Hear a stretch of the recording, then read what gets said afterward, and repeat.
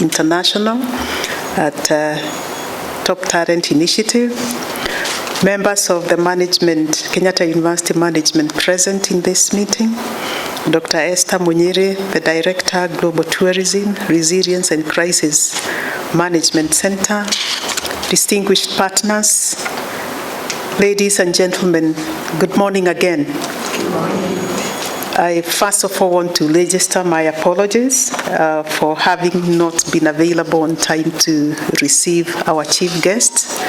I think the communication that came to my office, I think you were too close, because the agreement was as soon as they get to know where you are at, then they'll alert me in good time so that I can leave my office. But that notwithstanding, my apologies. We don't do that in this university, so my sincere apologies for that. I also want to take this opportunity to really, on behalf of the council of this university, the management and the Senate and the entire university community, to warmly welcome you all to Kenyatta University today as we celebrate a significant milestone in our collective efforts to shape the future of human capital development in Eastern Africa. And you know, developing quality human capital is actually our core mandate as a university. And also say that as we do that, I want to acknowledge the entertainers this morning. And because not many of you may know, these are our students. These are my students in this university. And they're not doing music as their discipline or their area of specialization. They're in very, very many other disciplines. But because in this university we ensure that we give every student an opportunity to exploit their potential and to exploit every opportunity that we provide in this university during their 4-year, 5-year, 6-year stay with us, and also for their postgraduate studies. This is why a dedicated staff picks this who have shown interest in music and dance, and actually it makes their life so enriched in this campus. And our chief guests, the Raboro dancers, have been invited in many, many forums within this country and outside of the country to actually do the part that they do best, that is entertainment.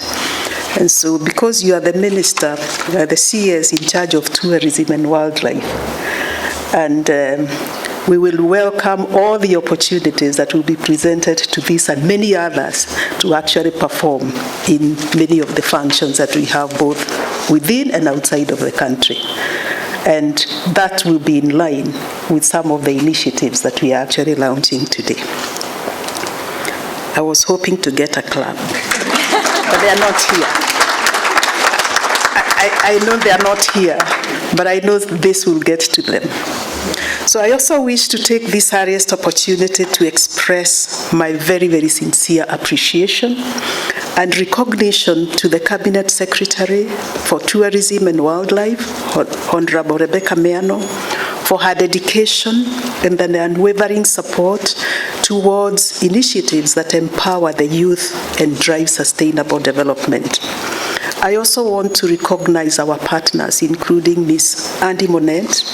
I was touched by your background, and some of these things are the things that ignite passion and ignite drive to want to change and bring change for the betterment of other people so that others don't have to go through what you went through. So most appreciative. And we are glad as Kenyatta University to be hosting this initiative. And I also want to thank all the other partners who are part of this great initiative that Kenyatta University is willing to host under the Global Tourism and Resilience Center, whose board is chaired by our chief guest, and I serve in that board as a secretary. And so we really want to appreciate you for that. And CS, we do want to recognize that your leadership has continued to pave the way for transformative policies that strengthen human capital in our region. And I would like to say that in the midst of adversity and shortage of resources, it takes a leadership that looks at the other side of the coin to actually remain focused on the goal. So we have taken recognition of that as a university and as a management, and we are very, very proud about what your ministry is doing in this space, and not just within the confines of your ministry, but also within broader mandate of the government of Kenya to serve the people of Kenya effectively. Indeed, as Kenyatta University, we take immense pride in playing a central role in nurturing talent, fostering innovation, and providing a solid foundation for our young people to excel in their respective fields through offering quality education and promoting research for sustainable development. And our chief guest, this is exemplified by our being recognized as the premier university in this country. We are now ranked number 1 by the Tier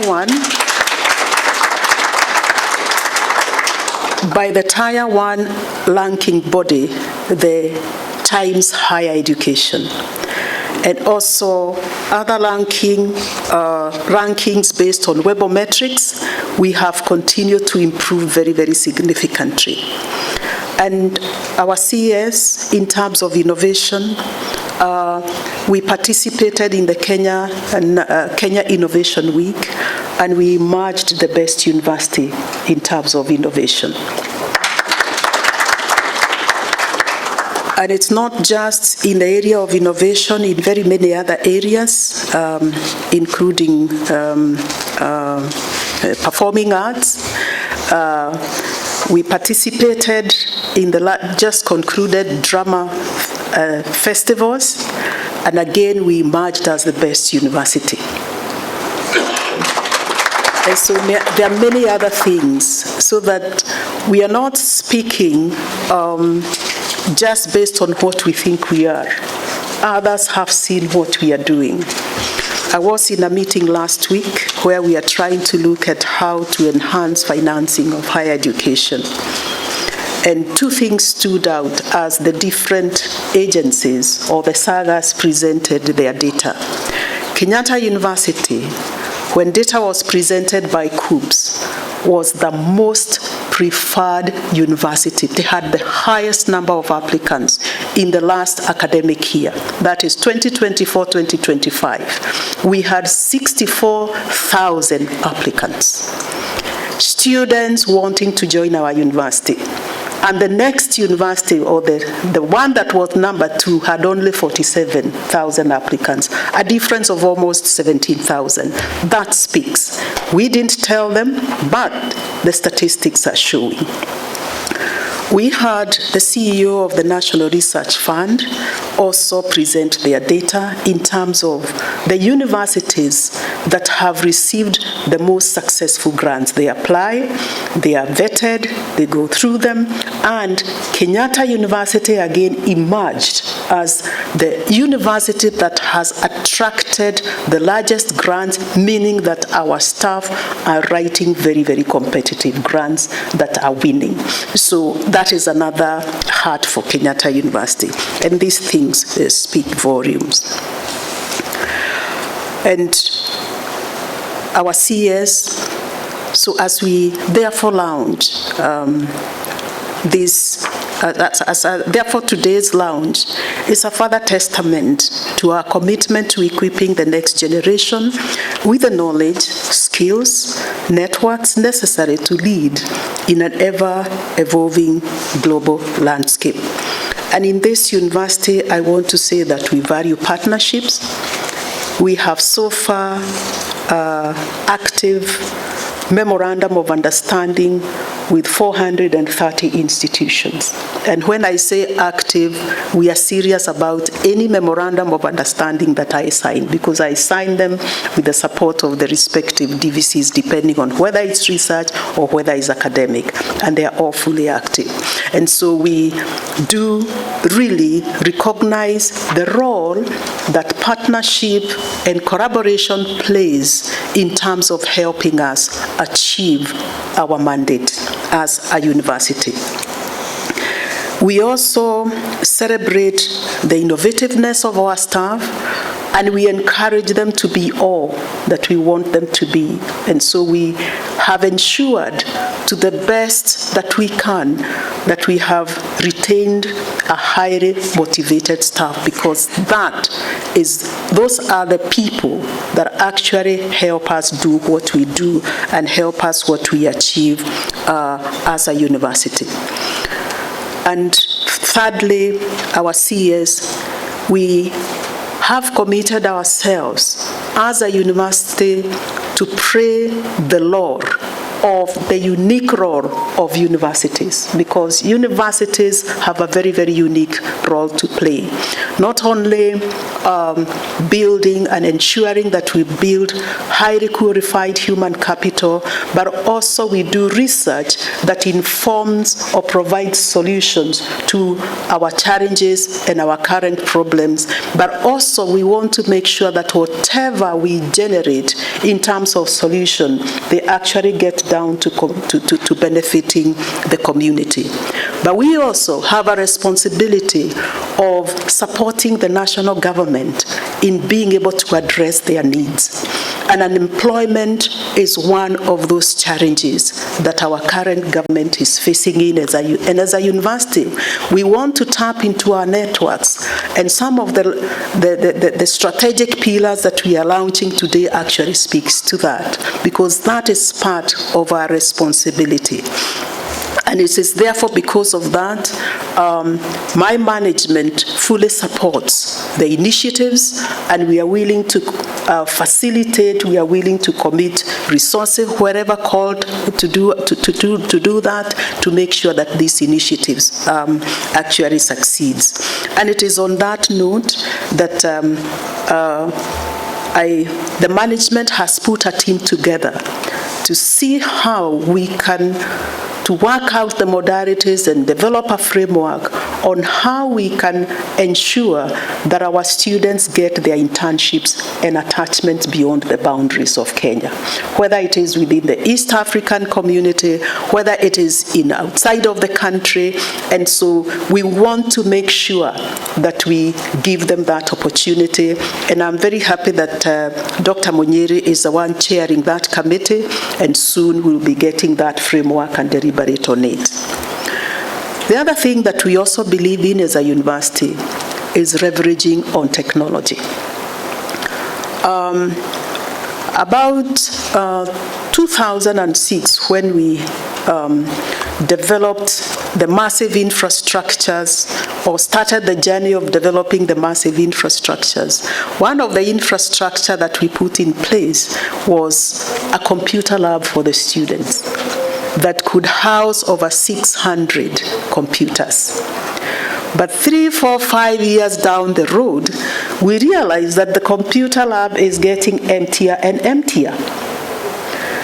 And then we discovered what the students are looking for, and a majority of them are the Gen Zs. They are not looking for a physical space. They are looking for a platform where you can facilitate them to access the global space. And so we shifted the strategy to ensuring that our spaces are fully covered with internet connection Wi-Fi. And we have completed that now for the main campus, where we are now have 100% coverage of Wi-Fi, whether you are in a classroom, whether you are in the library, whether you are in the hostels, we have 100% Wi-Fi connection.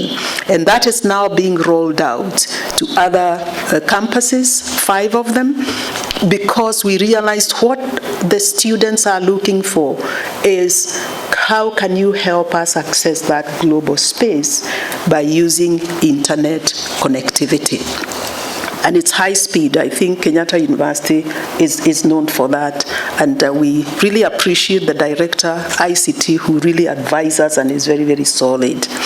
And so in line of what we are launching today, now we will start reaping the benefits. Because when now our students get connected to do the virtual jobs, they'll have no excuse that they don't have a good internet connection.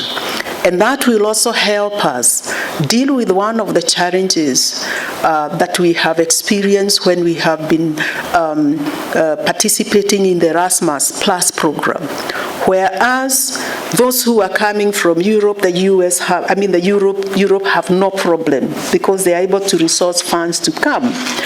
Our students are not able to raise money to go there physically. And so this technology, the Wi-Fi connection, kind of bridges that divide.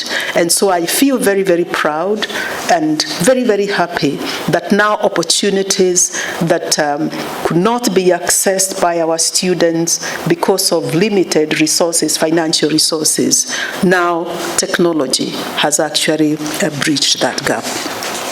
I'm also cognizant of the critical role that the Global Tourism, Resilience and Crisis Management Center East Africa has continued to play in spearheading initiatives that promote resilience, workforce preparedness, industry, academia collaboration.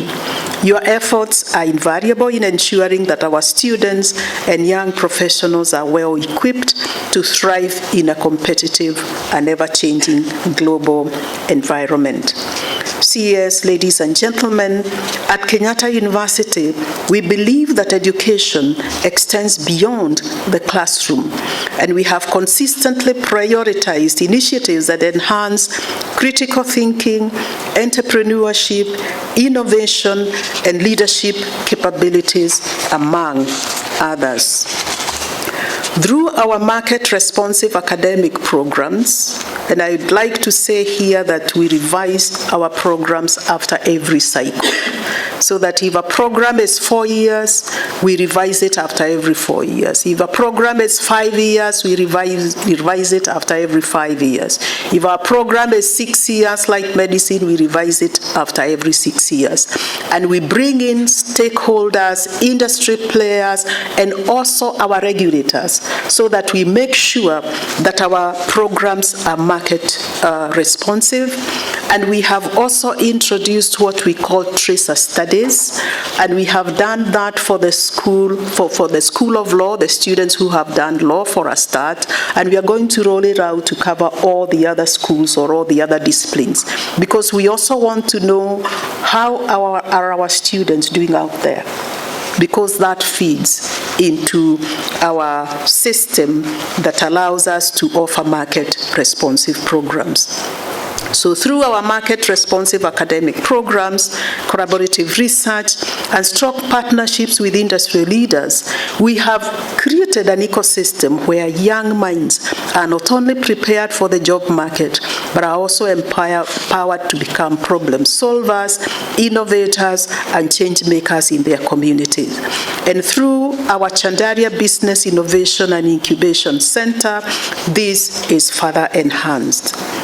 This event, therefore, serves as a catalyst for transformation, bringing together key stakeholders, including academia, government, industry, and international partners, to align education training with the real-world demands in the field of tourism, hospitality, and also beyond.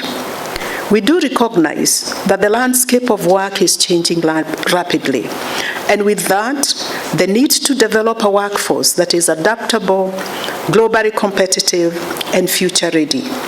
At Kenyatta University, we have taken deliberate steps to ensure our students gain exposure to global best practices and emerging industry trends through structured exchange programs, international internships, and collaboration with leading institutions across the world.